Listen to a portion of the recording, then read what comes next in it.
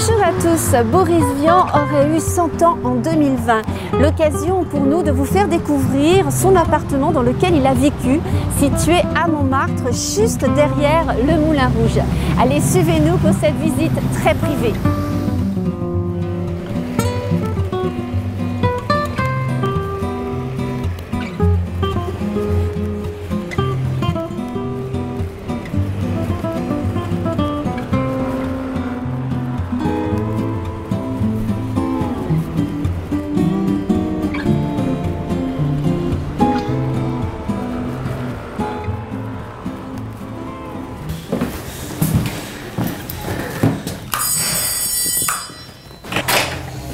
Bonjour Nicole.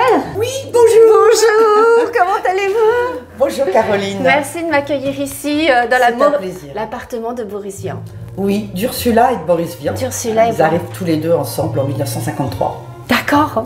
Et donc vous allez commencer finalement cette promenade déjà sur le palier, j'ai envie de dire. Mais oui, qu'est-ce que c'est que cette chaise là qu'on a juste en face? C'est la chaise de Boris Vian sur laquelle il a écrit à peu près toute son œuvre. Ouais. Et on peut même dire qu'il a écrit une partie de l'écume des jours dessus, etc. C'est une chaise un peu voilà, mythique, sacrée pour nous, toute simple.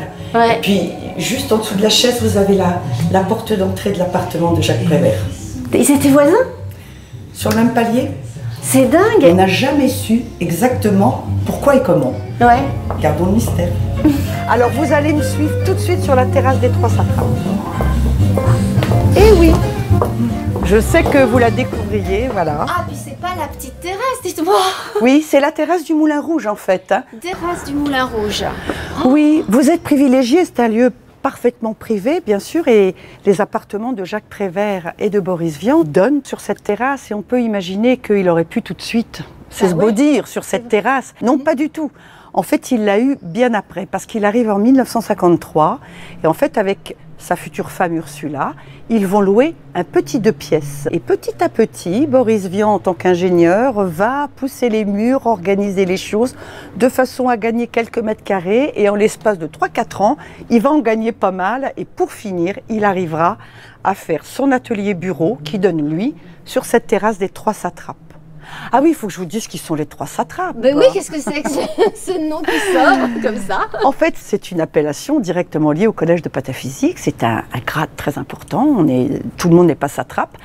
Boris Vian, Jacques Prévert et le troisième satrape, c'est Hergé. Hergé, c'est le chien de Jacques Prévert. Je pense que beaucoup de personnes le connaissent, ce chien, parce qu'on le retrouve sur une foultitude de photos que Doisneau a fait de Jacques Prévert.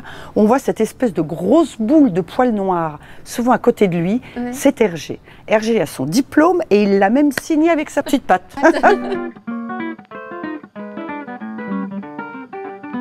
Pour vous donner un détail personnel, je suis venu à la pataphysique vers l'âge de 8 ou 9 ans en lisant une pièce de Robert de Flair et de Caillavet qui s'appelle La Belle Aventure. C'est vraiment le dernier endroit où on peut s'attendre à en trouver quand on n'est pas pataphysicien.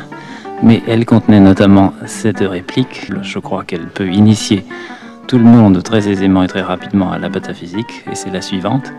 Je m'applique volontiers à penser aux choses auxquelles je pense que les autres ne penseront pas.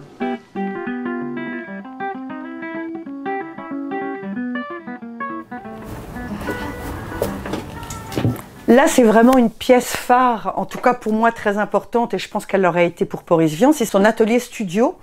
Il y a sa machine à écrire. Il aime pas plus que ça taper à la machine. Hein. Il aime surtout écrire, Boris Vian. Il y a des milliers et milliers de manuscrits, mais enfin de temps en temps, comme il aime le travail bien fait, il est très utile, ensuite après les manuscrits, d'avoir une partie dactylographique ou tapuscrite, comme nous les appelons. Est-ce que vous savez ce qu'il a écrit ici, composé? Qu'est-ce qu'il a travaillé sur ce bureau? Alors, ce que je peux vous dire, c'est qu'il a travaillé sur ce bureau, par exemple, tous ses articles de jazz à partir de 53 pour Jazzot. Hein, vraiment, c'est fait ici.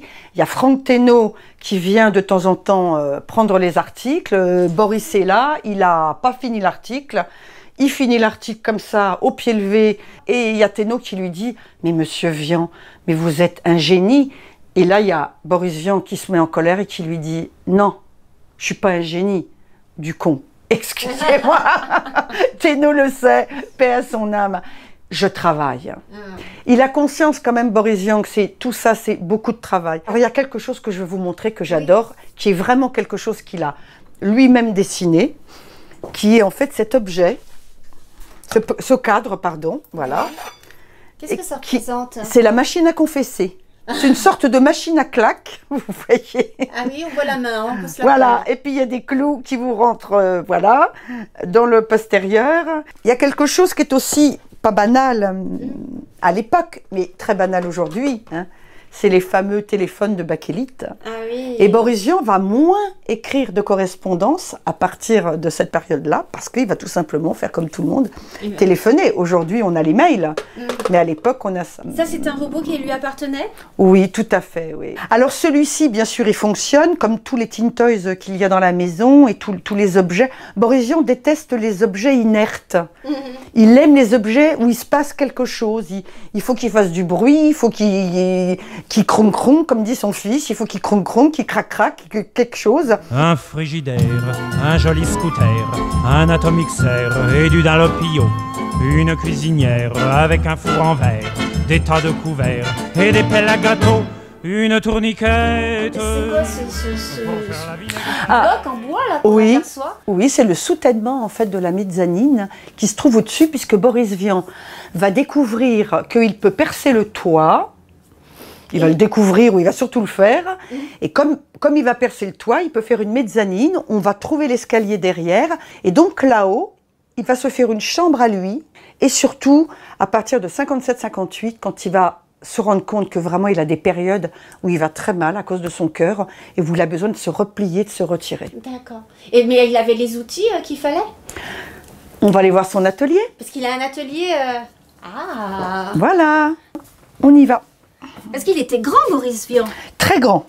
Parce qu'ici, c'était pas trop petit pour lui? Ah ben, il était obligé de faire un compromis, hein, mais il y a des endroits où c'est haut de plafond, comme la chambre de son fils. On voit, hein, c'est très haut de plafond. Voilà, mais en perçant, il arrive à faire finalement 2 niveaux. Et là, c'est c'est tous ces outils, ça? Oui, absolument. Que vous avez gardé Oui, que j'ai essayé de classer, mais enfin, je crois que c'était très bien classé dès le départ. Hein. Donc en fait, on a plein de choses différentes, de tout genre, que ce soit bien sûr beaucoup de choses qui concernent le bois, beaucoup de scies aussi. D'ailleurs, Boris Vian disait, avec des scies, on scirait. Avec des scies. Donc là, on continue ce petit labyrinthe. Voilà.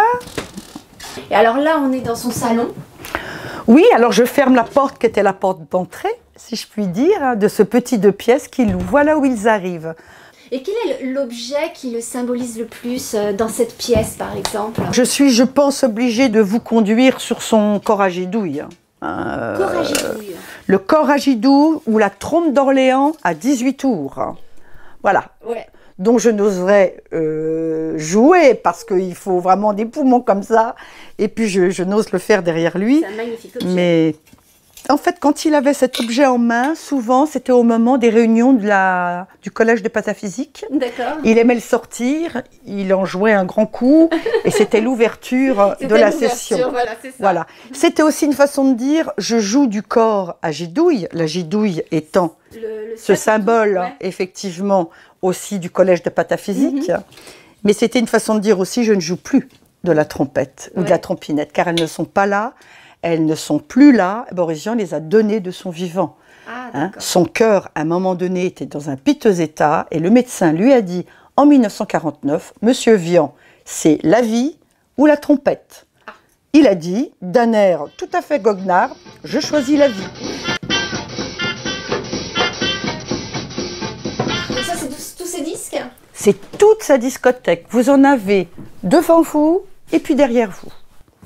Alors là, vous avez une collection de jazz qui est sublimissime. Et puis là, vous avez beaucoup plus tous les disques que Boris Vian a produits quand il était directeur artistique.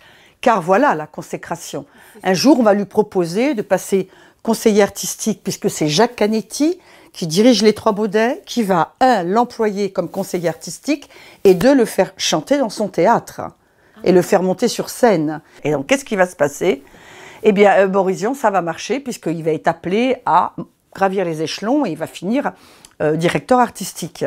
Mais en 58, il est quand même épuisé, mais il a eu le temps de faire un nombre de disques incalculable, que ce soit aussi bien dans le jazz que bien sûr dans la variété, ce qu'on appelait la variété à l'époque. Alors vous avez du Serge Gainsbourg, bien sûr, et vous avez du Guy Béard, vous avez du Francis Lemarque, vous avez du Petula Clark, vous avez du Nicole Croisille, vous avez des gens complètement incroyables, puis vous avez surtout cette collection rare qui s'appelait le Jazz pour tous. Boris Vian estimait que le jazz était pour tous. Il a fait une collection qui a eu un succès phénoménal, avec notamment Sidney Bechet, Louis Armstrong. Mais Boris Vian, de quoi il rêve? Que son Écume des jours soit lue, Oui, c'est ça. que son Herbe rouge soit lue, que son J'irai cracher sur vos tombes soit reconnu. Il est interdit. Les procès sont tombés. En 1950, 51, 52, 53, hein, ça a duré longtemps. En fait, ils sont passés au pilon et ils ont été interdits. C'est fou. Hein. Et alors là, ce sont tous ces livres. Pourquoi il y a beaucoup d'équerres, de compas, de choses comme ça? Alors l'ingénieur a gardé quelques bien outils sûr. parce que finalement, je vais vous donner un petit secret. Pratiquement dans toute l'œuvre de Boris Vian, vous avez un rapport avec un ingénieur de près ou de loin. Now, just how many varied professions have you had?